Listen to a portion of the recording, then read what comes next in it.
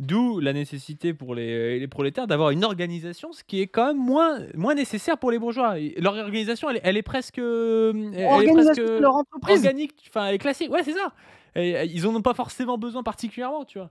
C'est Elon leur Musk, il a pas eu besoin de organisation faire de autre classe, chose que c'est de leur faire du entreprise et c'est business le pour faire marché. ce qu'il fait, tu vois? Excuse-moi, je t'ai coupé frérot, mais c'est ça.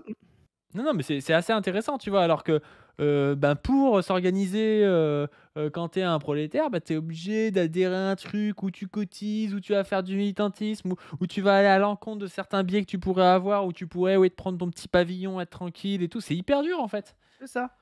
Donc c'est souvent ce qui est hem, l'organisation sert à ça. Et historiquement, les organisations de classe, elles ont fait 2 choses. C'est-à-dire pour ces 2 choses-là, former, la conscience de classe pour justement comprendre l'intérêt non pas immédiat, mais médiat, c'est-à-dire via la lutte de classe, voilà. Mais aussi compenser aussi les problèmes d'inconfort immédiat, des ouvriers justement par la mise en place de structures de solidarité, d'entraide et cetera. Parce que quand on est dans une société comme, bah, là où il y a eu l'essor du mouvement ouvrier, c'est-à-dire où il y a pas d'État social, redistributif et cetera, la précarité et la solitude du monde ouvrier étaient une entrave à son action collective de classe. Donc il a fallu pas simplement les former intellectuellement, mais il a aussi fallu compenser des problèmes de confort immédiat. Et cette solidarité de classe-là,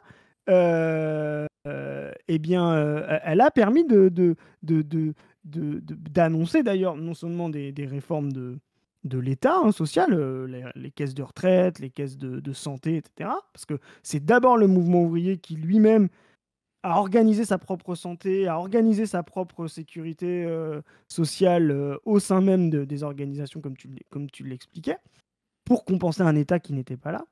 Et là, ce qu'on va voir, en fait, et c'est pour ça que c'était intéressant, c'est que la phase néolibérale est une phase de destruction on va dire, de la captation de l'État fordien, c'est-à-dire de l'État protecteur, là, le welfare state, là, l'État, comment on dit? L'État-providence, voilà. Mmh. Heu et ben, le néolibéralisme, c'est une destruction de ça.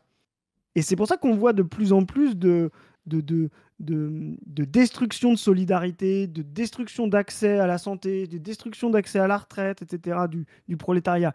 Et les organisations aujourd'hui, elles ne sont plus du tout organisées pour compenser ces destructions étatiques. Donc il va falloir penser des organisations beaucoup moins gazeuses, beaucoup plus solides, pour remobiliser la classe, des travailleurs, heu, pour justement, bah, compenser le néolibéra toutes les structures de solidarité qui étaient étatiques qui vont disparaître et qui sont en train de disparaître et en même temps, bah, recréer de la conscience de classe, heu, qui n'est, comme on l'a dit, pas immédiate, quoi.